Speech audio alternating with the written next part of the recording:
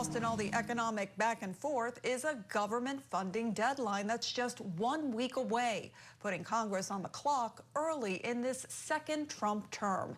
Scripps News congressional correspondent Nathaniel Reed joins us live now from our Washington newsroom. And Nate, given all of this, will the government shut down next week?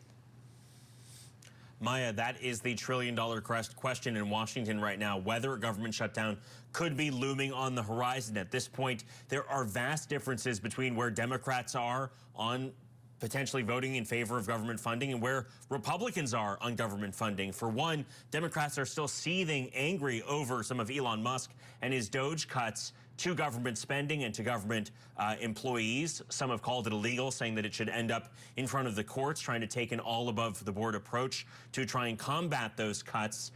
Some of them even pushing for language in that government funding deal that would specify that the Trump administration needs to send all of the money that Congress sets it. Already a possible legal battle is heating up. On the other side, Republicans appear to be in somewhat agreement about passing a short-term bill to try and keep the government open at the current funding levels all the way until next October. So basically holding government funding flat, not increasing funding for things like defense or other areas, also not clawing back some of the money from the cuts that Elon Musk and his DOGE service have made as well. The chairman of the ultra-conservative House Freedom Caucus, Congressman Andy Harris of Maryland, telling me yesterday he is supportive of that plan to keep the government open and funded at current levels until late this year.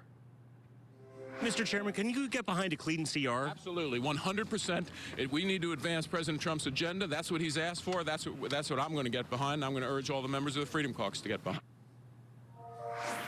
Again, still questions about whether enough Republicans will support that or whether enough Democrats in the Senate whose votes are needed will be able to get on board with that as well. At this point, government funding still an open question. We could very well be staring down the barrel at a shutdown this time next week, Maya. Well, Nate, how are Democrats pushing back on the Trump administration and Elon Musk's cuts to those government agencies? Well, the messaging has been somewhat mixed from Democrats, but Senate Minority Leader Chuck Schumer yesterday telling reporters that they're trying to take an all of the above approach, trying to go at it with outside agencies, filing lawsuits, and trying to litigate a lot of these cuts in the courts. Take a listen.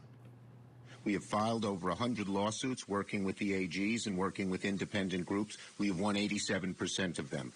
We also intend to work on legislation. What the Trump has proposed, whether it's tariffs or Social Security or Medicaid or tax breaks for billionaires, is so unpopular with the American people that the Republicans are ducking and trying to bob and weave and say, well, maybe we're for it, maybe we're not, maybe. And a possible X factor here, not just whether Democrats are willing to support this package, but if some Republicans could buck leadership as well, saying that they want to spend additional money on defense. Typically, Republicans have balked at the idea of spending similar funding on the government from year to year simply because there is no defense spending increase in there. That could certainly be a factor as well. Again, if no action is taken a week from today, March 14th at midnight, so midnight between 14th and 15th, the government will shut down, workers will be furloughed, going home without pay. Again, major questions for the implications of that and where we could be next week, especially with Democrats seething over Elon Musk and his DOGE cuts, whether they'll try and get him to reinstate some of the funding for the agencies like USAID and the Consumer Financial Protection Bureau and possibly the Department of Education in order to vote in favor of any government funding package. That remains an open question, Maya. A lot to keep track of there, and we know you're going to stay on top of it. That's Scripps News congressional correspondent Nathaniel Reed live for us in Washington. Nate, thank you so much.